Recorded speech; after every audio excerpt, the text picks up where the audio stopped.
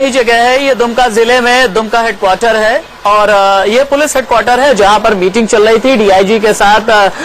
मुख्तलिफ जो एसपीज थे उनकी मीटिंग चल रही थी और मैं असल में दिखाना आपको ये चाहूंगा कि ये इलाका कहां पर है जहां पर ये मुठभेड़ हुई है या ये हमला हुआ है घात लगा करके। ये देखिएगा, दुमका जो झारखंड का है इलाका, वो ये इलाका है, लेकिन काठी कुंड जो है। जी अनुराग, आप कुछ कह रहे थे? जी राशिद बताएं।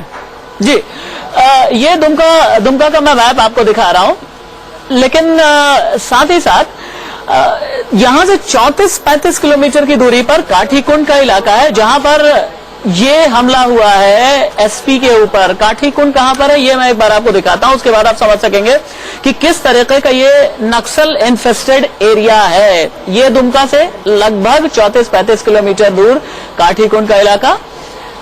ये देखिएगा, दुमका से 34-35 किलोमीटर ये और थोड़ा जूम इन करके आप देखेंगे तो यहाँ आपको रास्ता दिखेगा जिस रास्ते पर ये हमला हुआ है।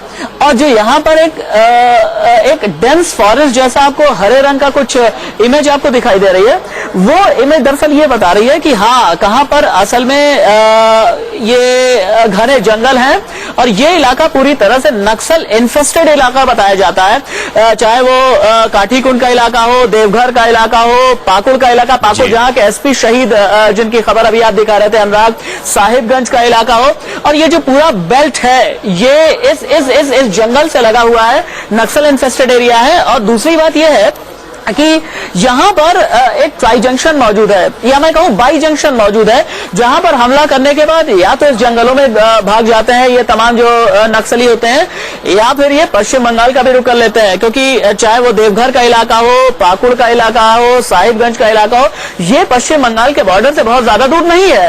इन लोगों ने घात लगा करके इसी तरीके से हमला किया। इन्हें ये टिप ऑफ मिला, अपने लोगों के जरिए इन्हें ये पता चला कि यह मीटिंग हो रही है, डीआईजी के साथ एक मीटिंग हो रही है, तमाम जो एसपीज वो मीटिंग में आने वाले हैं। जैसे ही मीटिंग के बाद ये सभी एसपीज निकले, ये लोग घात लगा करके बैठे हुए थे, इन्होंने हमला बोला और हमेशा की तरह ही जैसा एक तरीका इनका होता है, बारूदी सुरंग का इन्होंने विस्फोट किया, बिल्कुल लैंडमाइन का इन्होंने इस्तेमाल किया। इसके बाद इन्होंने घात लगा करके हमला किया। राशिद हमें समझा रहे थे कि दुमका जिले में वो कौन सा इलाका है जहां पर नक्सलियों ने घात लगाकर पुलिस पार्टी पर हमला किया है। सूरज कुमार हमारे संवाददाता वहां से हमारे साथ इस वक्त जुड़ रहे हैं। सूरज, पूरी जानकारी पुलिस ने क्या कुछ दिया अब तक? जवान शहीद हुए हैं, जिसमें पाकुड़ जिले के एसपी बिहार के इसमें शामिल है। तो निश्चित तौर पर ये झारखंड की बहुत बड़ी घटना है और घटना स्थल की झारखंड के डीजीपी रवाना हो चुके हैं। फिलहाल दोनों साइड से मुठभेड़ अब भी जारी है। सूरज, आपने बताया कि मुठभेड़ अब भी हो रही है पुलिस पार्टी और नक्सलियों के बीच। निश्चित तौर पर दोनों साइड से मुठभेड़ अब भी जारी है। पाकुड़ जिले से तकरीबन 50 से भी ज्यादा जवान को कूच कर दिया गया है घटना स्थल के लिए। दुमका जिले से लगभग 100 से भी ज्यादा जवानों को भेज दिया गया घटना स्थल के लिए।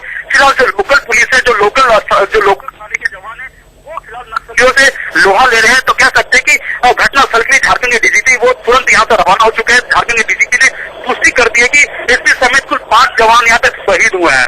जी अनुराग, एसपी समेत 5 जवान शहीद हुए हैं। इसके अलावा अब जो मुठभेड़ चल रही है उसमें पुलिस पार्टी के अलावा और कौन कौन शामिल है? क्या जो टुकड़ियां भेजी गई थी सीआरपीएफ की वो वहां पहुंच चुकी हैं? सूरज, सीएफ के भी जवान है, सीआरपीएफ के जवान है, जिला बल के भी जवान है। तो निश्चित तौर पर यहाँ पे देखा गया कि दुमका जिले में डीआईजी की बैठक में शामिल होकर पाकुड़ जिले के एसपी वहां से लौट रहे थे। नक्सली पहले से घात लगाए वहां पे काठी कुंड जंगल में बैठे हुए थे और उन्होंने लैंड माइन विस्फोट करके पुलिस के जीप है, जो एसपी के जीप है, उसे वो उड़ाया। तो इस घटना में तकरीबन 5 जवान तो शहीद हुए हैं, साथ ही 6 से भी ज्यादा जवान अभी यहाँ पे इंजर्ड बताए जा रहे हैं। चले सूरज, आपसे आगे भी अपडेट लेते रहेंगे। फिलहाल जानकारी के लिए बहुत बहुत धन्यवाद आपका।